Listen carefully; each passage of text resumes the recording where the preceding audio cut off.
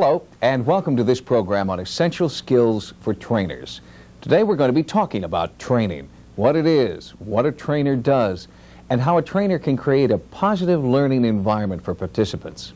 So whether you've never trained before or you're an experienced trainer, we're sure you're going to learn some new information. This videotape is part of a training package that includes two manuals, a participant's workbook and a facilitator's handbook.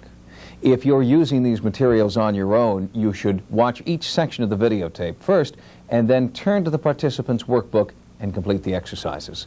Of course, like developing any new skill, the more time you invest now, the more you'll learn. The units in this training package are: number 1, effective training. What's it all about? 2, training adults. What works? 3, trainer roles. Who you are and what you do. 4, training activities and materials, what you should know. And number 5, putting it all together. To start off the program, we're going to talk with Bob Risette, who is the president of a company called Training Works that's located in the metropolitan Washington, D.C. area. Bob has been working as a trainer and management consultant to Fortune 500 companies for over 15 years.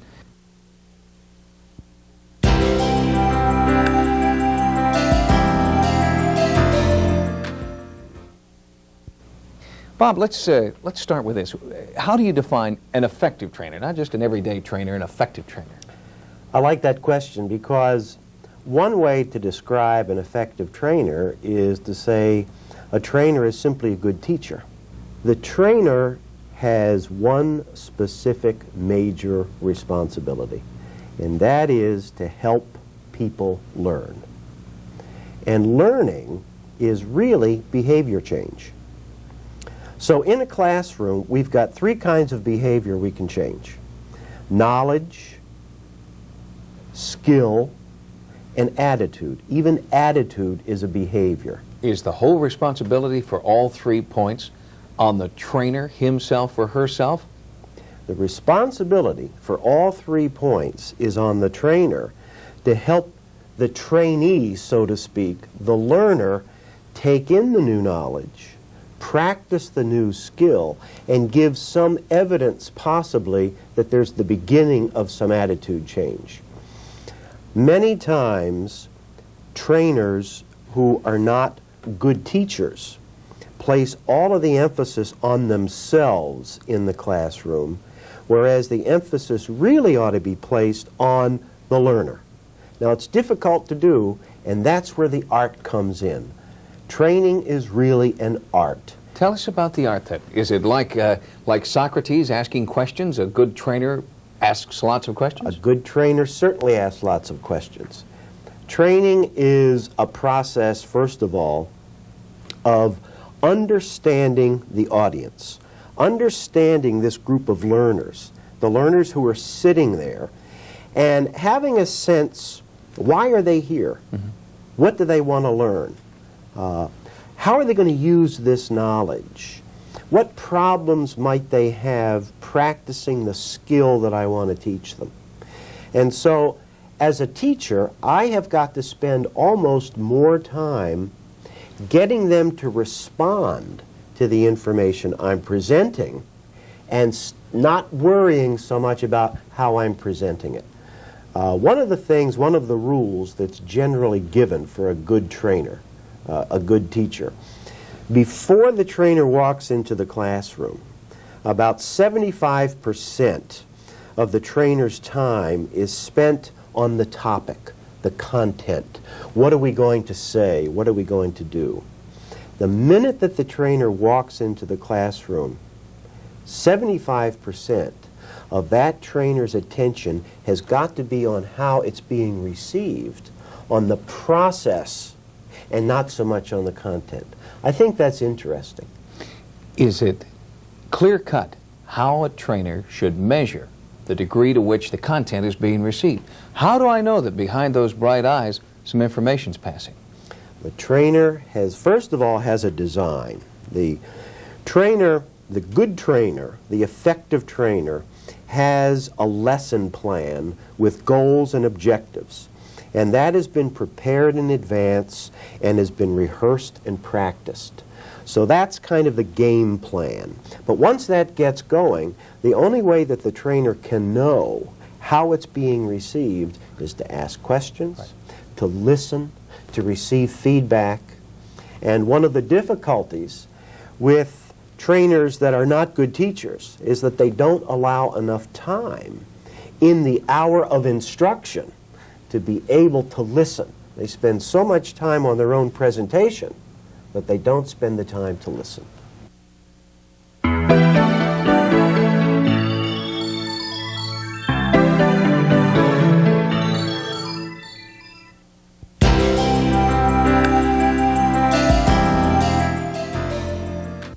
Let's talk about something that must concern anyone who's going into training for the first time, or even experienced trainers. That's when you've got a room full of adults.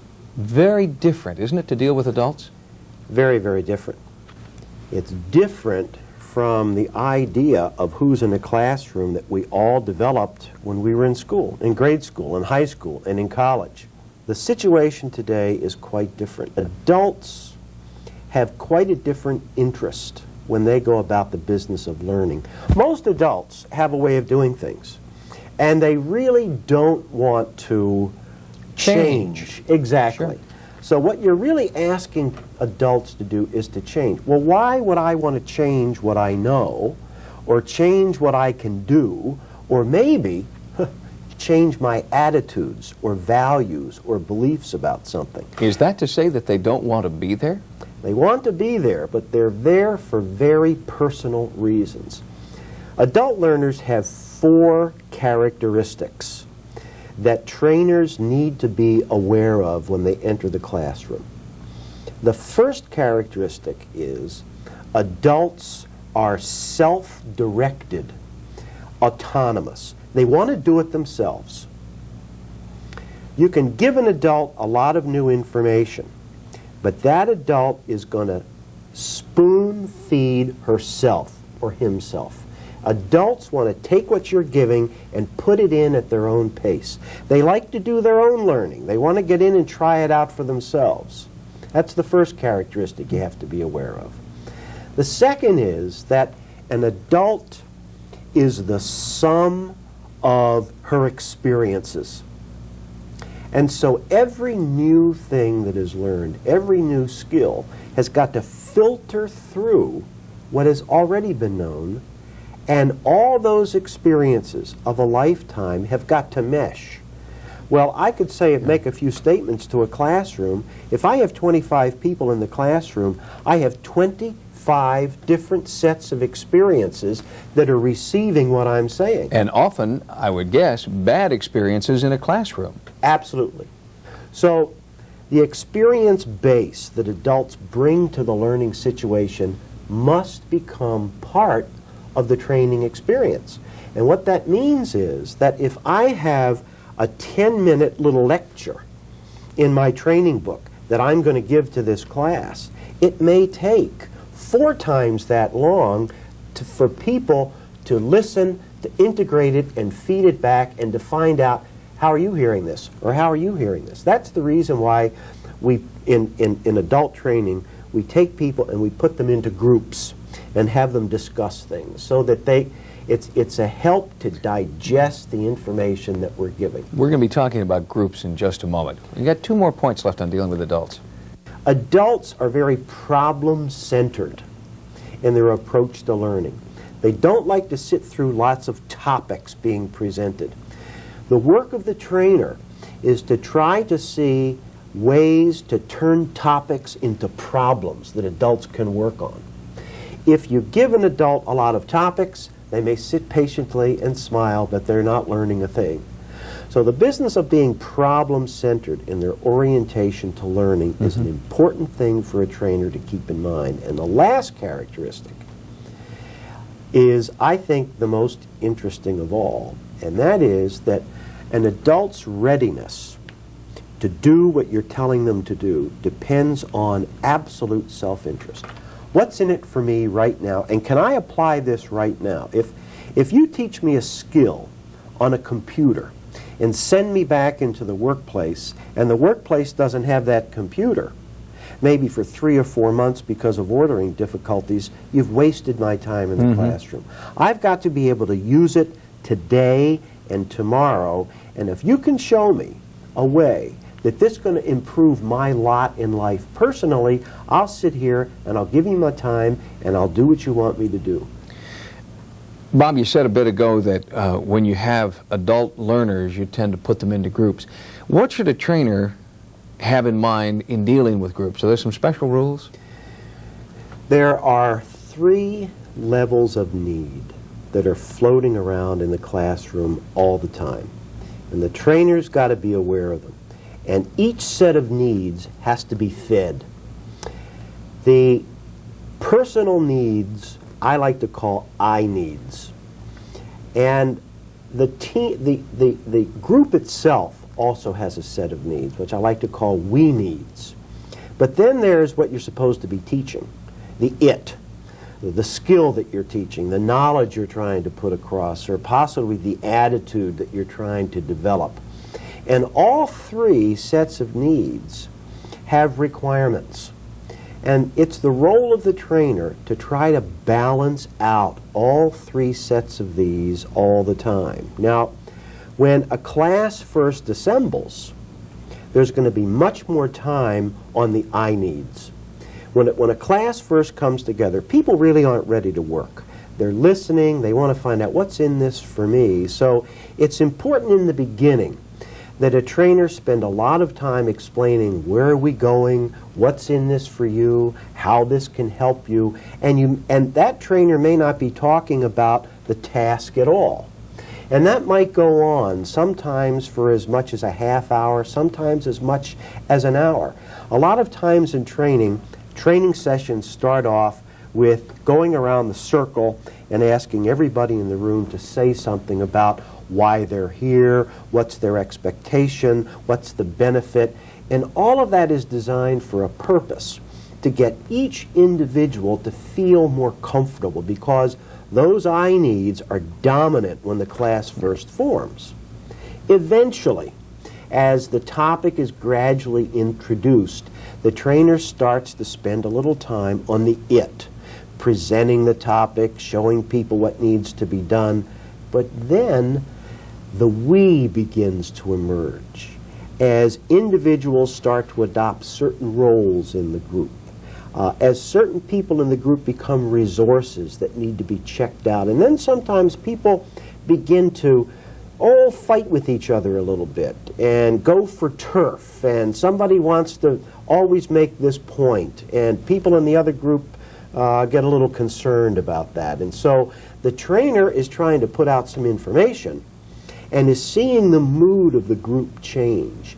Are there some special rules for dealing with groups that trainers have to be sensitive to? Some people in the field of group dynamics have identified 4 stages of development in the life of a training group. The first stage is called the forming stage. The second stage is the storming stage, where people are kind of going head to head, and they might even question the value of the training, and they might question the value, the appropriateness, the authority of the trainer.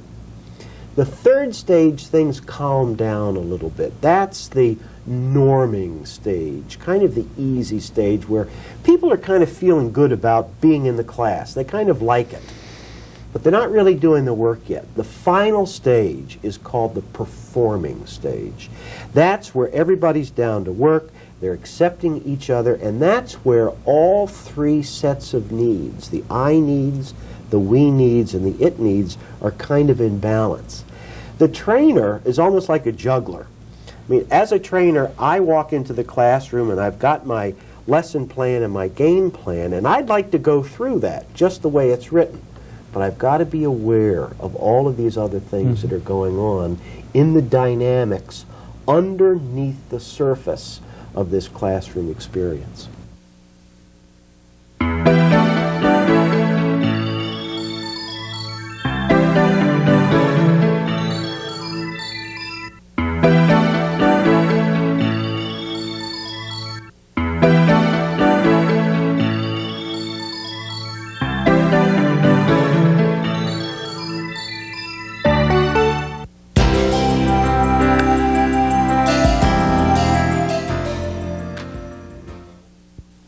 What should a trainer know about the roles that he or she is going to have to play?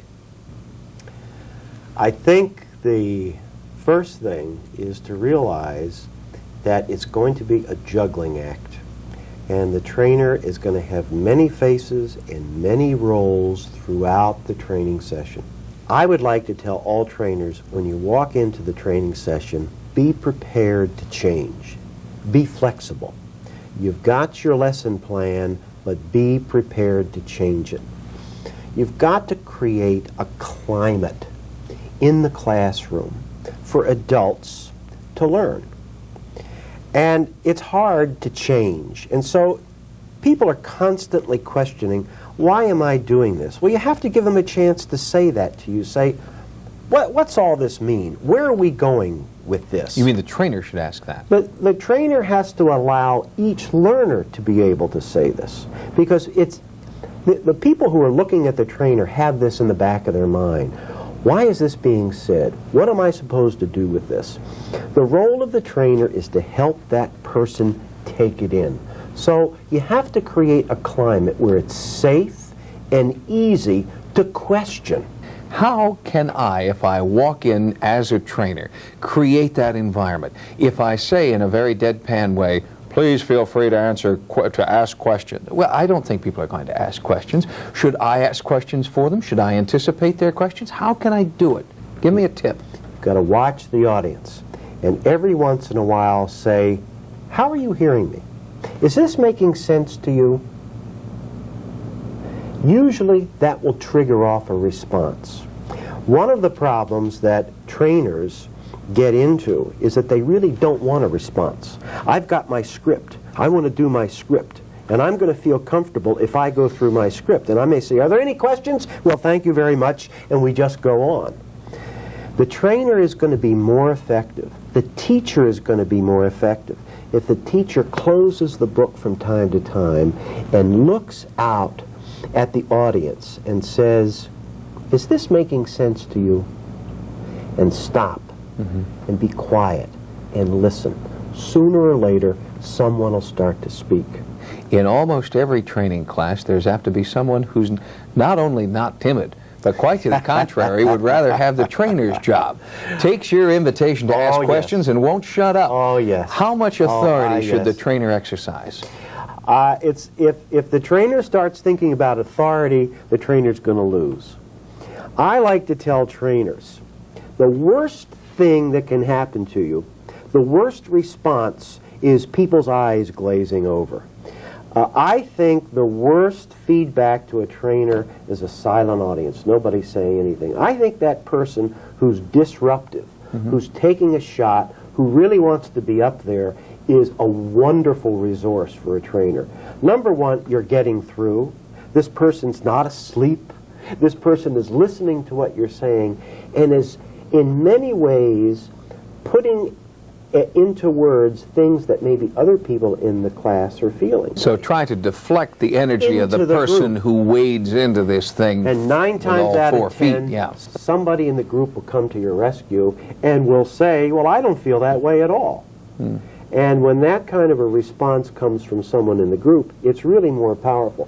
What the trainer doesn't want to do is to get hooked into some kind of a contest with one particular student. Doesn't work. And rarely does the trainer win. The only thing that disruptive person is saying is, wait a minute, there's something that you're saying that isn't working for me. I expected something different. That's valid. That's what an adult does. Adults are motivated by their own self-interest. And so it is a good opportunity to try to get, usually there's gold. I like to tell trainers that is an opportunity. Look upon it as such, and you'll work through it okay.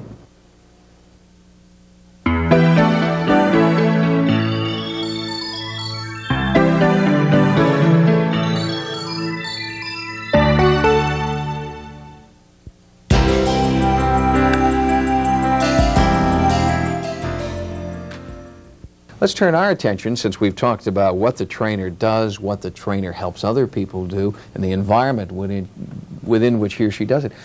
Talk about some of the real activities and exercises that you can use, the tools that trainers can bring to bear to make things happen? You're talking exercises like small group discussions, role plays, some board games that are played, case studies, that sort of thing, I imagine.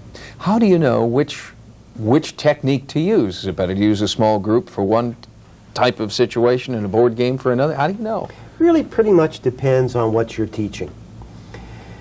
What's important here is for the trainer to remember that not everyone learns alike.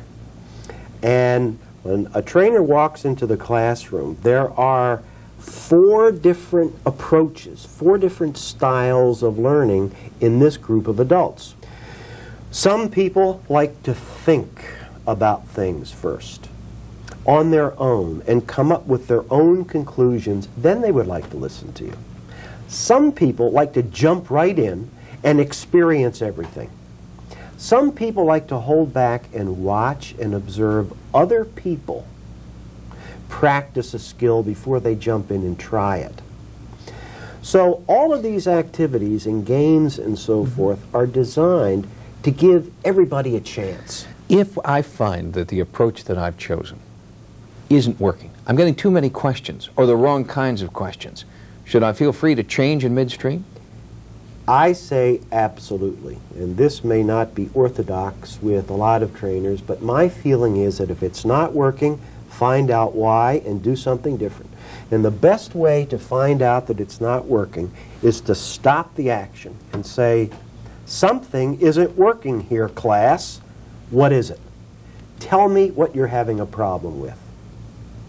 And generally, that little bit of information will give you enough to go on that you might condense an activity here, you might expand an activity here. Sometimes what audiences, training audiences, are asking for is just a little more time to digest what you're saying. We talked about the people who are out front, the leading edge students in any training situation. Would you comment on the people who invariably lag behind? In every session you're apt to have one or a small handful of people who just don't get it for whatever reason. Maybe it's a language barrier. Maybe they've got personal problems. What's the responsibility of the trainer to those people? First of all, the trainer does have a responsibility. You might hear some people say that you teach to the great middle. My feeling is that one of the challenges for training is to see that those who are moving very, very fast and those who are moving very, very slow also are worth helping. In a good training session where there is a design for groups to break off and discuss what does this mean for me, what I would attempt to do is to take people who are a little bit slower and put them together with people who are a little bit faster and let them all come in together. Exactly. Exactly. And if that isn't in the training design, put it in there. People who are listening to us right now are doing so on a videotape, watching a television. How important, how effective are audiovisual aids, tapes, overhead projectors, all that sort of thing? We cannot do any training today without visual aids, as they used to be called. It's practically impossible because the generation of learners that's in front of us are educated and developed in the media. The attention span is shorter. They want it fast, they want it succinct, and find it very difficult to follow through a train of thought that isn't visualized every so often. Videos are tremendously important.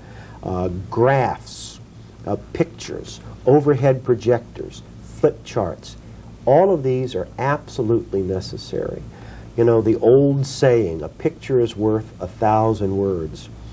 We can take in information about 70% faster with the visual than without it.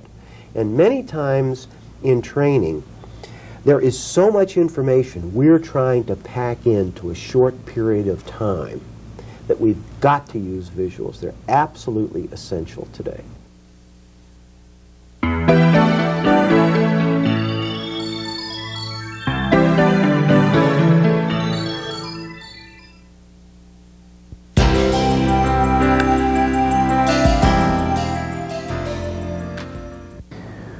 It's probably time now, Bob, to wrap up some of the things we've been talking about. I think when a trainer has the opportunity to use a training package, when someone else has done the design, has figured out the objectives, knows what's going to go into it, that's a great opportunity for a trainer. This is off the shelf now you're talking about. This is off-the-shelf package. The big thing to say to trainers is in using these packages, spend a lot of time in rehearsing and practicing, usually with a partner. But then the minute that you walk into the classroom, put the package aside. Do a bit of overview work, a little bit of summarization, make up some cue cards. Write out in your own words the purpose of this session, the activities of the session, and the teaching points. Pull out of the package material a little 3-minute synopsis so that at any time during the training session you can step back and say, hey gang, why are we learning this? What is the purpose of this session? That's the way to use a package. It's a great resource, but the trainer has to be flexible in using it and do a little bit of advanced preparation and rehearsal above all. In closing, Bob, should a trainer have fun? There are some people in adult education today that are saying that fun is one of the key characteristics of adult learning. If I'm not enjoying this, I'm not going to learn it. The trainer should have fun. The participant should be having some fun. The experience itself should be enjoyable. This is not a stand-up comedy routine, but the whole experience should be enjoyable, should be worthwhile, should be pleasant. Yes, it's important to have some fun with this. Terrific. We've been talking with Bob Rosette of Training Works. You can find out more about training by using the materials in your training package and doing the exercises outlined there to improve your skills. This videotape should have given you some new ideas about training. It's up to you to put the information into practice and improve your training skills. Good luck.